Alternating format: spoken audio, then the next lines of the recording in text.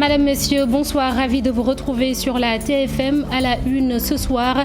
La troisième vague continue de faire des ravages. 15 décès dans le dernier bilan établi par les autorités sanitaires.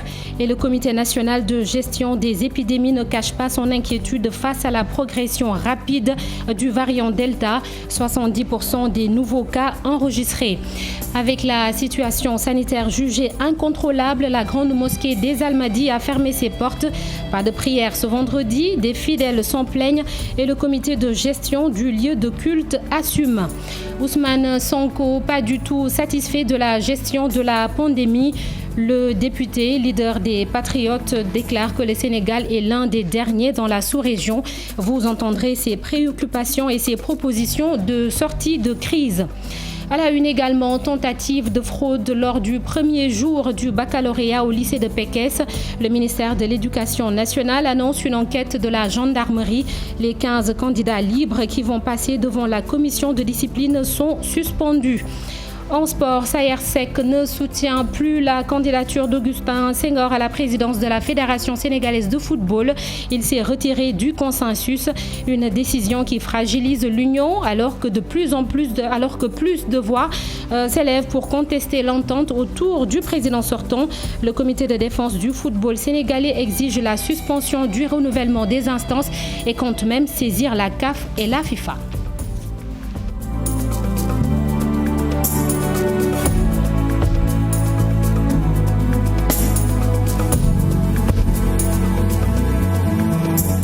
Bienvenue à tous, merci de nous choisir. Tout d'abord, cette triste nouvelle, Falilou Kane vient d'être emporté par le Covid-19. L'ancien ministre et ancien ambassadeur est décédé aujourd'hui dans son domicile au Point E, selon des sources proches de la famille. Falilou Kane a été ministre du Commerce sous Abdou Diouf, mais également ambassadeur du Sénégal à l'Organisation mondiale du commerce. Proche de Moustapha Niasse, il a même été responsable de l'AFP à Diourbel. Et après quelques jours de répit, le Sénégal atteint à nouveau la barre des 1000 cas quotidiens. À cela s'ajoute la hausse des cas graves et des cas de décès. Pour le dernier bilan, 1075 nouvelles contaminations, dont 948 issues de la transmission communautaire et 127 cas contacts suivis. 60 cas graves et 15 décès sont enregistrés. Et retenez qu'à ce jour, plus de 763 600 personnes ont été vaccinées contre le Covid-19. Et comme il est désormais de coutume, le Comité national de gestion des épidémies a tenu ce vendredi sa réunion hebdomadaire. À l'issue de celle-ci, l'inquiétude ne cesse de grandir. Sur 100 prélèvements effectués, le variant Delta est présent dans 70% des cas. Des enfants jusque-là presque épargnés sont de plus en plus touchés, ainsi que des femmes et des jeunes. Le Sénégal est d'ailleurs considéré comme le premier pays ouest-africain touché de plein fouet par la pandémie de Covid-19. Marcel Farba-Maroun. Les chiffres font froid dans le dos. Pour cause, le variant Delta gagne davantage du terrain au Sénégal. Selon le Comité national de gestion des épidémies qui tenait ce vendredi sa réunion hebdomadaire au ministère de la Santé et de l'Action sociale, 70% des prélèvements effectués sur les cas de Covid se rapportent désormais au variant Delta. Connaissant la virulence de ce pathogène, connaissant également la vitesse de contamination de cet agent pathogène, nous restons encore inquiets concernant le nombre de cas qui va en s'accélérant, mais également le nombre de cas graves ce matin, 60 cas avec 15 décès. Il y a une tension qui continue sur les lits, même si l'oxygène est là, nous avons encore un personnel de santé qui est atteint jusqu'à avoir donc des décès. Il y a donc cette inquiétude, il y a cette angoisse, mais nous continuons à rassurer parce que les moyens sont là, même si les moyens parfois restent limités, mais il y a l'engagement de tout un chacun, aussi bien du personnel technique, mais également du côté du gouvernement sénégalais. C'est devenu un secret de polichinelle. Le variant Delta cible de plus en plus les enfants, les jeunes, mais aussi les femmes. Je voudrais rappeler également qu'il y a une atteinte notoire au niveau donc de la tranche de 25-34 ans jusqu'à l'ordre de 21%, 35-40 ans, 44 ans jusqu'à l'ordre de 19%. Ce qui fait que donc on a presque sur la tranche extrêmement jeune une atteinte de l'ordre de 40%. Mais également nous avons du côté donc du genre féminin près de 54% atteints dans la tranche également jeune. Une autre particularité, depuis 2 à 3 jours, nous notons au niveau donc de nos centres des enfants qui sont atteints, des tout petits enfants, 9 à peu près, mais nous continuons aujourd'hui l'investigation au niveau de toutes les structures opérationnelles, mais également malheureusement nous avons de ce côté des décès. Des décès également qui ont été accentués par des comorbidités sous-jacentes, c'est-à-dire des maladies chroniques, surtout des maladies sanguines. Les autorités sénégalaises en charge de la santé poursuivent la surveillance pour freiner considérablement la Covid-19, notamment le variant Delta. C'est ainsi qu'un engagement communautaire est vivement recommandé, autorités religieuses, administrations territoriales et collectivités locales comprises. Concernant la vaccination, l'engouement noté ces derniers jours à Dakar pousse les autorités à demander aux populations des 13 autres régions du Sénégal de privilégier le vaccin. Bref, les alertes se multiplient au moment où le Sénégal est désormais le premier pays le plus atteint par la Covid-19 en Afrique de l'Ouest. À présent, ce constat fait par des médecins sur des patients atteints du Covid-19, le virus peut laisser des séquelles dans les poumons, des affections qui peuvent aussi être décelées après guérison. Au service pneumologie de FAN, nos équipes ont rencontré la professeure Khadijam. Reportage Aminata Mbare-Sow Younous Diata. Qui commence déjà même sur ces clichés parce qu'on voit bien. Sur ces clichés, des poumons d'un patient atteint du Covid-19. Des images qui donnent une idée sur les effets dévastateurs qui peuvent découler d'une contamination à la Covid. Depuis le début de la pandémie, il y a eu des malades qui ont quand même présenté quelques séquelles que nous sommes en train de suivre, mais pour le variant Delta, c'est trop tôt pour se prononcer. Au service pneumologie de l'hôpital FAN, des patients présentant pour la plupart des séquelles du Covid. C'est principalement les patients qui ont déjà ce qu'on appelle des antécédents de maladies respiratoires. Donc ceux qui sont déjà connus porteurs d'une maladie du poumon. Ça peut être une tuberculose ancienne, ça peut être quelqu'un qui est asthmatique, ça peut être les patients porteurs de bronchite chronique, notamment chez les fumeurs, ou autres maladies pulmonaires qui étaient là et qui avaient déjà empiété sur l'état du poumon. Nous sommes en train de constater également qu'il y en a qui sont en train de récupérer progressivement. Il y en a qui ont récupéré au bout de 3 mois, il y en a d'autres, on était obligé de le suivre sur 6 mois pour remarquer une récupération et même parfois ad intégram. Pour professeur Khadijam, ces complications surviennent souvent en cas de diagnostic tard. C'est ce qui consulte précocement et que le traitement soit débuté sans délai, avec un suivi, ils récupèrent progressivement, mais il y en a qui finissent par récupérer la fonction du poumon. Professeur Khadijam appelle à la prévention et à une consultation précoce. Chaque fois que quelqu'un sent un symptôme, qu'importe quelque chose d'inhabituel, allez consulter. Ne vous dites jamais je fais une simple grippe ou bien je suis simplement fatigué. La Covid-19 nous a carrément démontré qu'on ne connaît pas actuellement toutes ces manifestations. Le suivi, c'est aussi après la guérison. Un patient du Covid devrait faire des contrôles au moins 3 ans après la guérison. Vous l'avez constaté, aucune couche de la population n'est épargnée par ce virus. En seulement quelques jours, le maire de la commune de Bambilor a perdu 2 de ses frères. Un exemple parmi tant d'autres. Inquiet de la propagation rapide du virus, Ndiagne Diop a fait appel au service d'hygiène qui a désinfecté les lieux de culte et plusieurs maisons. Le reportage sur place d'Abdou Diouf Diagne et Ahmadou Bamba-Samb. À Gorom 2, dans la commune de Bambilor, les malades de la Covid-19 augmentent de jour en jour. Les morts aussi. Le maire de la commune qui a perdu 2 de ses proches en l'espace de quelques jours tire la sonnette d'alarme. Nos villages, que ce soit Gorom 2 et Bambilor, nous sommes en train de perdre des vies humaines compte tenu de cette maladie. Moi qui vous parle, je suis victime de cette pandémie où j'ai perdu mes 2 grands frères en l'espace de 2 semaines. Donc c'est le moment aujourd'hui que nous, porteurs de voix, de demander aux populations vraiment de reprendre leur habitude pour parer à cette pandémie.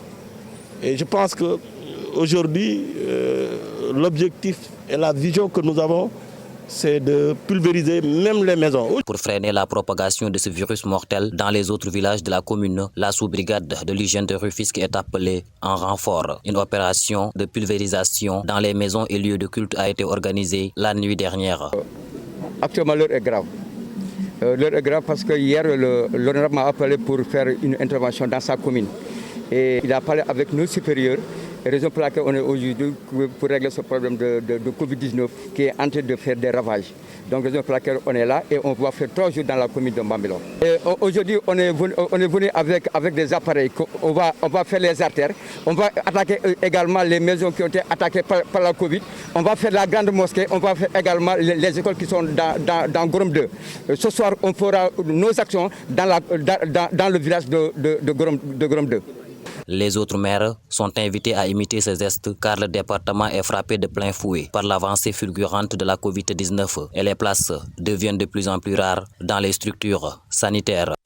En parlant des lieux de culte, il n'y a pas eu de prière à la grande mosquée des Almadies. Le lieu a été fermé à cause de la prolifération des cas de Covid-19. Des fidèles qui se sont rendus sur place n'ont pas caché leur déception. Ils contestent tout simplement la décision du comité de gestion de la mosquée. Le reportage sur place de Habib Faye. Ces fidèles ne pouvaient pas cacher leur frustration. Ils sont venus de loin sans pouvoir effectuer la prière du vendredi. La grande mosquée des Almadies est fermée. Je viens de Ngor. Là, j'étais venu pour faire la prière de vendredi. Je n'étais même pas au courant que la mosquée est fermée. Et bon, ça c'est un peu compliqué. Bon, on sait beaucoup que le corona cause beaucoup de dommages. Mais bon, malgré tout, ça ne devait pas amener les gens à fermer des mosquées parce que c'est un lieu sacré. On est dans un pays où la mosquée ou bien les lieux de culte en général sont très importants pour les personnes. Donc on doit être capable normalement de pouvoir mettre des mesures pour venir faire cela qu'on veut faire. Donc on peut même avoir des mesures mais pas fermer les mosquées. Ce chauffeur de taxi qui a prié malgré tout n'oubliera pas de sitôt sa journée d'aujourd'hui parce que toutes les mosquées qu'il a visitées ont été fermées. Celle des Almadies était son seul espoir. Je suis d'abord allé à la mosquée des Mamelles. Comme il n'y avait pas la prière là-bas, je me suis rendu à la mosquée des Almadies puisque j'ai un taxi. J'ai l'habitude de prier là-bas. Une nouvelle fois, on me dit que la mosquée n'est pas ouverte aujourd'hui. J'ai quand même prié individuellement. Selon moi, on devrait s'organiser pour que la prière se tienne, même si la situation sanitaire est préoccupante. Babacar Diagne, lui, est en phase avec le comité de gestion de la mosquée des Almadies qui a pris cette décision.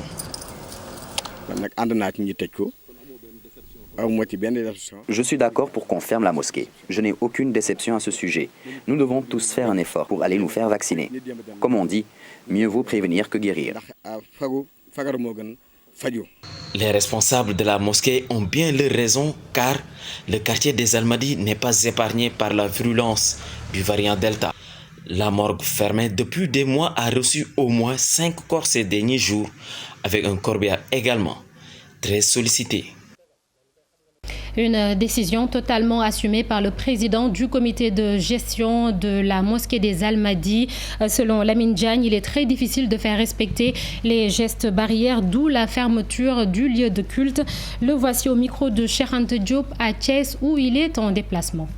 C'est la deuxième fois d'ailleurs que je ferme la mosquée parce qu'avec la pandémie à travers le monde et précisément au Sénégal, il est beaucoup plus nécessaire de penser à la santé de la population. Voilà pourquoi nous l'avons fermé, parce que les mesures barrières, pour les faire respecter dans la mosquée, c'est un peu difficile.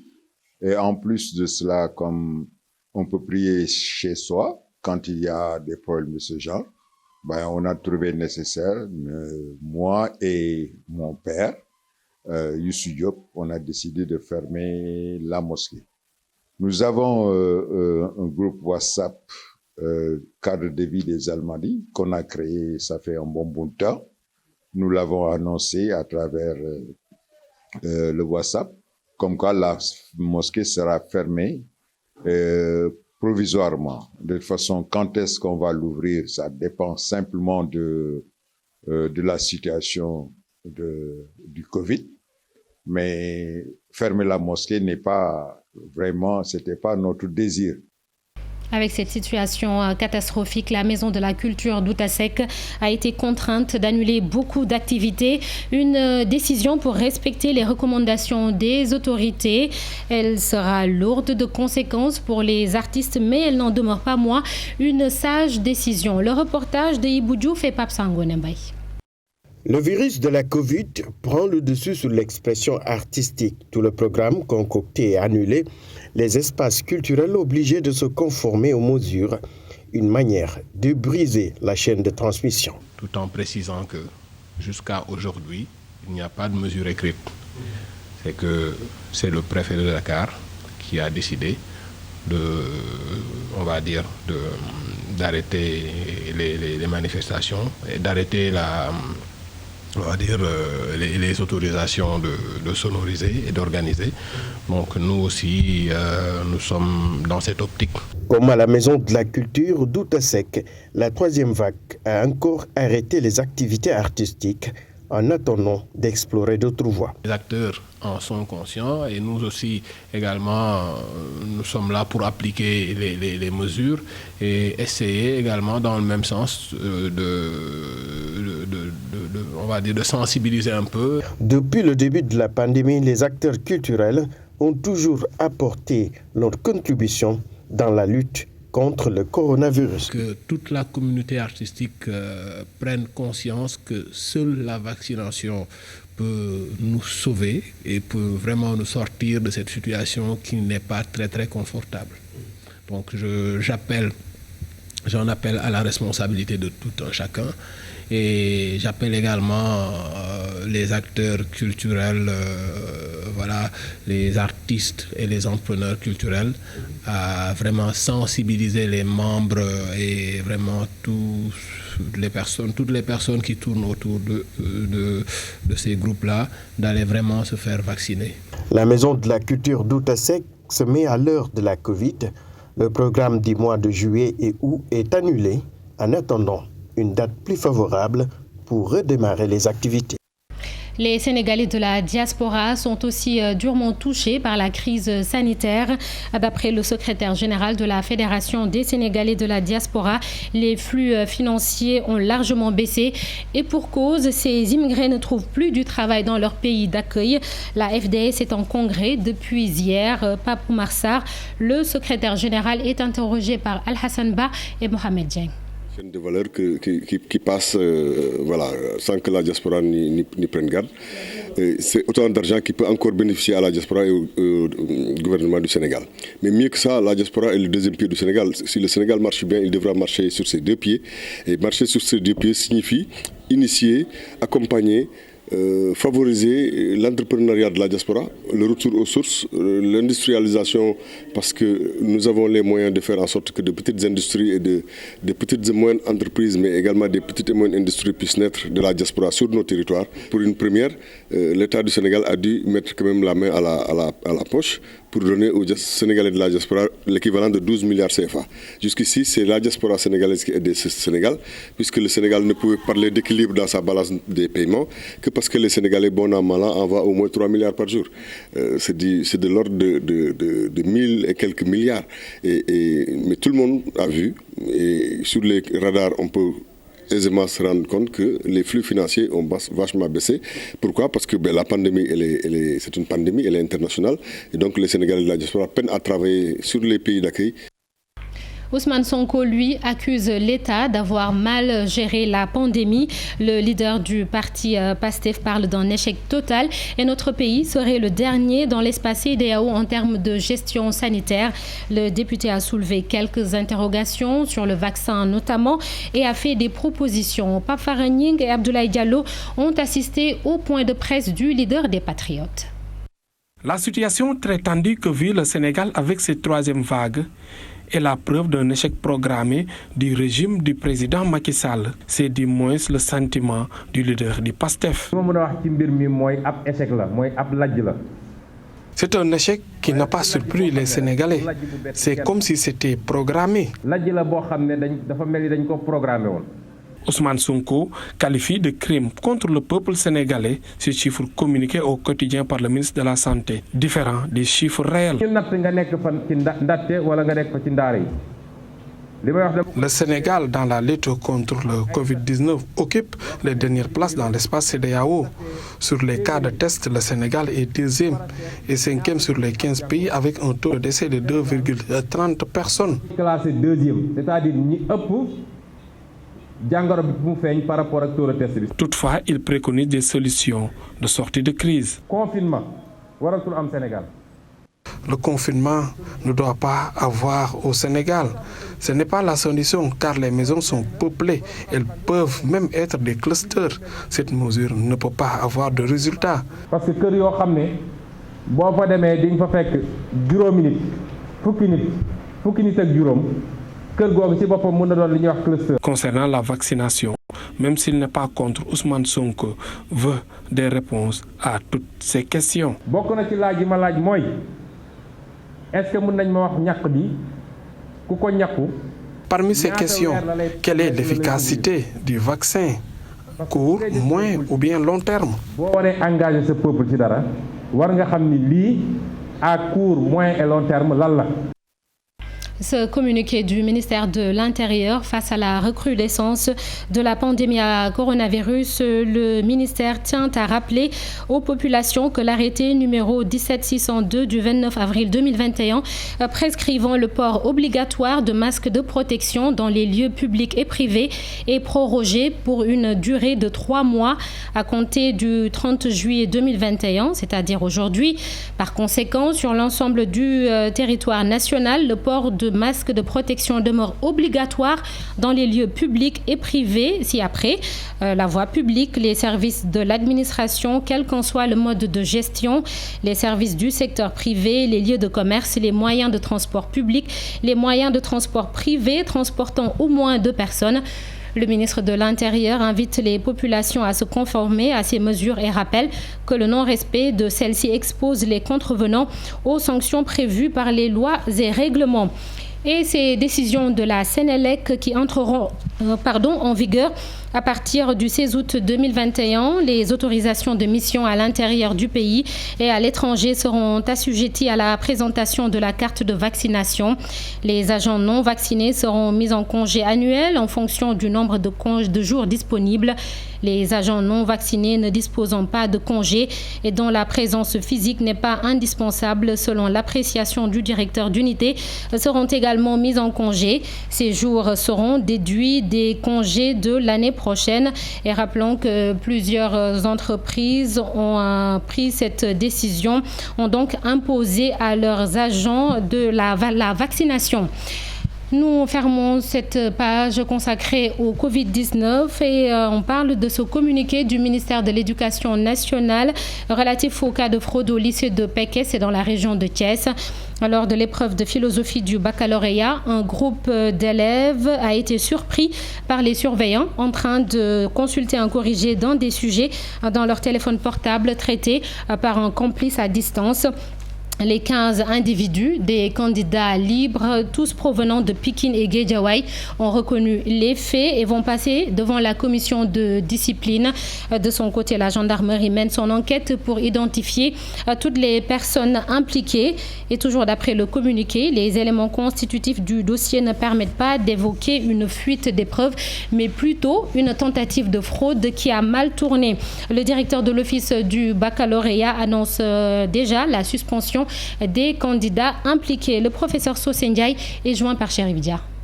Non, on leur a envoyé ça. Je vous ai dit qu'il était en train de recevoir les corrigés. Donc ça veut dire que quelqu'un était en train de corriger et de leur à la gendarmerie qui mène son enquête. Et puis bon, les mesures, en tout cas sur le plan académique, qui consistent à suspendre le candidat, qu'il ne puisse pas terminer sa composition, et enclencher la procédure pour l'amener au conseil de discipline, sont également en cours, quoi. Mais sinon, il y a une enquête criminelle de la gendarmerie. Et c'est une double faute parce que sur le plan académique, ils ont fraudé. Donc, c'est indéniable, ils vont passer au conseil de discipline et vont être sanctionnés.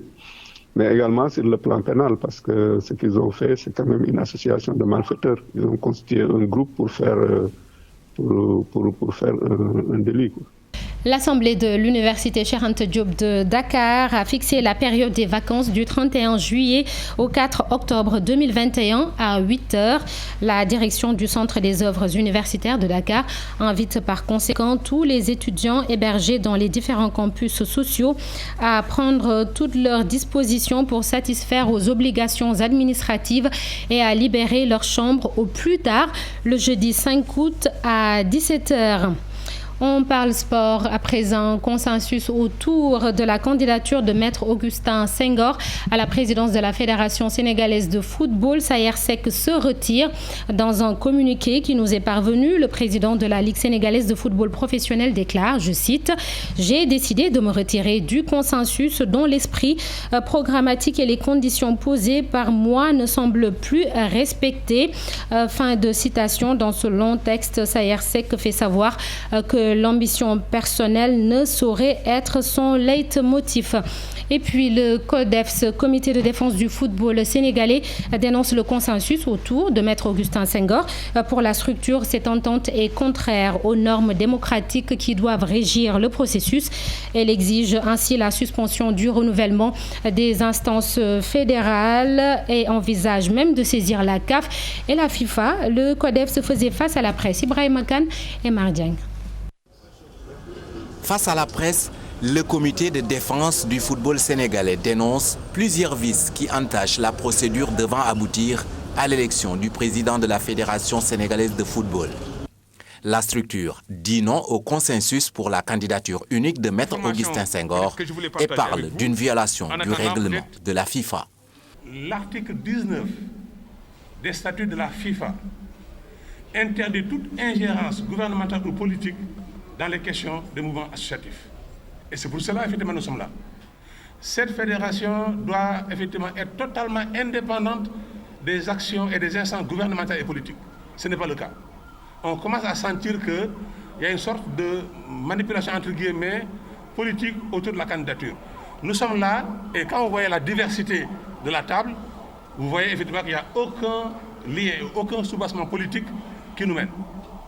Après avoir initié une pétition pour dire non à ce qu'il appelle une tentative d'accaparement de la Fédération sénégalaise de football, le CODEFS exige la suspension du renouvellement des instances fédérales. Le retrait du ministère des Sports et de CNOS, du consensus d'Edenrock, du pernicieux consensus d'Edenrock en respect des textes de la FIFA. La suspension du renouvellement des instances de la Fédération sénégalaise de football et l'envoi d'une commission d'enquête par la CAF et la FIFA pour vérifier le respect des procédures, l'organisation d'une campagne électorale régulière et veiller à la transparence du vote. L'interdiction formelle du ministre Abdoulaye Sow d'intervenir dans la campagne de renouvellement des instances de la Fédération pour cause de conflits d'intérêts et d'ingérence politique. Le comité se félicite par ailleurs du revirement du vice-président de la Fédération, SAERSEC, qui annonce son retrait du consensus ce vendredi. Le CODEFS entend poursuivre le combat pour une gestion démocratique du football sénégalais. Et pendant ce temps, Maître Augustin Senghor, en tournée nationale, s'est rendu à Kolda. C'est pour, dit-il, une mission de restitution et de validation de la démarche consensuelle autour de sa personne. Une position bien accueillie par la Ligue de Kolda. Maître Augustin Senghor au micro d'Abdoulaye Diallo. Le football sénégalais s'est inscrit dans une démarche consensuelle depuis l'AG du 12 juin 2021 où le collège des ligues, des 14 ligues, les présidents de 14 ligues avaient décidé de lancer l'idée d'un consensus autour de ma personne et avaient appelé la base à adhérer à cette démarche. Séance tenante, il y a eu une acceptation par acclamation, mais il était important, après un processus justement consensuel qui a abouti à l'élaboration d'un programme consensuel et au choix d'un candidat consensuel, de revenir à la base pour faire valider l'ensemble du processus. Et c'est ce sur quoi nous sommes. C'est pour ça que quand nous sortons et que nous votons les 14 régions du Sénégal en une semaine, nous n'y allons pas avec le drapeau de campagne. Nous y allons dans le cadre d'une tournée de restitution par rapport à une mission qui a été donnée par une assemblée générale. Ça, c'est la première chose. Mais aussi par rapport à une mission de restitution du bilan de notre fédération sur ces 4 dernières années. Vous avez aujourd'hui entendu la résolution de la Ligue de Kolda. Cette résolution ne nous surprend pas, parce qu'ils ont été les premiers à lancer un message fort en disant « Nous sommes totalement pour le consensus, nous ne militons que pour le consensus, et dans ce cadre-là, tant que le consensus est en marche, nous ne recevons pas les candidats parce que c'est un engagement que tous les candidats avaient souscrit. » Ça, c'est pour aussi leur rendre justice. Concernant toujours le renouvellement des instances fédérales du football, le président de Teungueth FC a décidé de retirer sa candidature pour diriger la Ligue sénégalaise de football professionnel au profit de Mohamed Djibril Wade, président de NGB. Babacar Ndiaye se dit soucieux de préserver les intérêts supérieurs du football. Et on change de discipline. Deux basketteurs sénégalais convoqués pour le démarrage de la deuxième phase de préparation de l'Afro-Basket 2021 ont été testés positifs au Covid-19, annonce la Fédération sénégalaise de football, la Fédération sénégalaise de basketball. Elle indique que les Lions du basket ont démarré jeudi leur regroupement à l'hôtel Radisson Blu de Dakar et effectueront leurs entraînements au Dakar Arena de Diamniadio.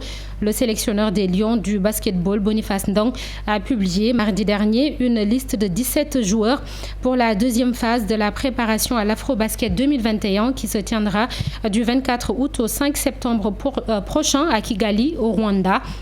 Les Lions du basket sont logés dans la poule D de l'Afro-Basket en compagnie de l'Ouganda, du Cameroun et du Soudan du Sud. Jeux olympiques de Tokyo, judo, le coporte-drapeau sénégalais Mbagnick Ndiaye est battu et éliminé par Tamerlan Bachaev. Le russe numéro 1 mondial n'a laissé aucune chance aux Sénégalais, battu par Ippon au bout de 2 minutes 51 secondes. Son bourreau, donc Tamerlan Bachaev, a éliminé le Français Teddy Riner en quart de finale avant de remporter la médaille d'or en finale. Mbagnick Ndiaye est le 7e athlète sénégalais éliminé d'entrée dans ces Jeux olympiques de Tokyo. Adama Diatta et Louis-François Mendy sont les derniers espoirs de la nation. Et au moins une dizaine de clubs montent au front à quelques heures de l'Assemblée générale élective de la Fédération sénégalaise de roller et skate. Ces clubs exigent leurs affiliations pour pouvoir voter. S'ils n'obtiennent pas gain de cause, ils promettent de saboter l'Assemblée générale. Des rollers qui dénoncent également la gestion de l'instance fédérale. Cher Sadibou Diarra et Younous Diatta.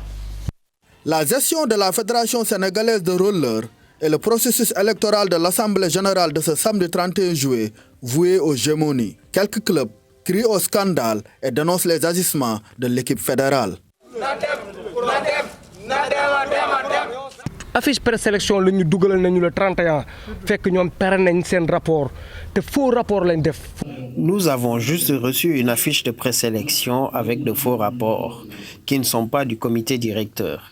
Il n'y a jamais eu de réunion de ce dernier. Nous avons commencé à dénoncer depuis longtemps. Nous avons réclamé des rapports en vain. L'instance fonctionne avec des magouilles. Assemblée générale joxe wuñu compétition bi amoon 2019 lañ commencé def ay magouilles. Cette quinzaine de clubs fustige le délai d'affiliation et appelle à l'arbitrage du ministère des Sports. Le 16 lañ ko dugal ñu nañu le 20. Nous avons eu l'information pour les affiliations arrêtées le 20 juillet que le 16 juillet dernier au moment de la préparation de la Tabaski, ce qui est anormal. Le recours accordé était aussi de courte durée. Nous demandons au ministre des Sports de trouver une solution à ce problème. Ce roller qui exige le droit de vote ne cache pas leur menace de perturber l'élection. Nous exigeons la légalité dans cette élection. Les dirigeants veulent que l'AG se tienne normalement. Nous ne reculerons devant rien. L'équipe fédérale a monté beaucoup de clubs fictifs juste pour le vote. C'est juste pour un vote. À l'Assemblée générale élective de la Fédération sénégalaise de roller de ce samedi, 2 candidats sont en lice. Awa Nar Fall, la présidente sortante, et son challenger, Mohamed Gueye. Des rollers qui sont tout simplement manipulés.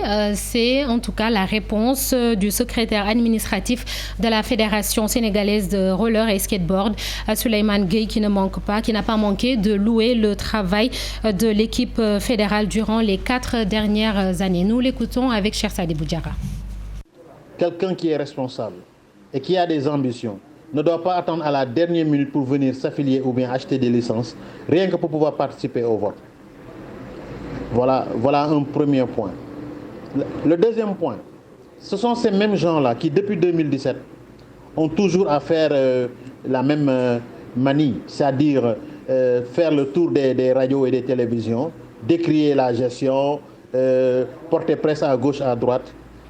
Donc on connaît ces gens-là, en fait, on connaît ces habitudes-là. Mais cela ne nous ébranle pas, parce que tout simplement, c'est une minorité parmi plus de 3000 licenciés à Dakar, qu'ils n'accusent pas, qu'ils essaient d'apporter du concret et de prouver cela, qu'ils travaillent. Concernant les athlètes, qu'ils ont tendance à dire que certains athlètes ont fui ou autre. Allez vérifier, ces athlètes, la majeure partie de ces athlètes viennent de leur club. Nous avons le soutien du ministère. Nous sommes une fédération jeune, ambitieuse, et nous avons notre chemin devant nous. Et c'est la fin de ce journal. Merci d'avoir été avec nous. Rendez-vous demain pour une nouvelle édition.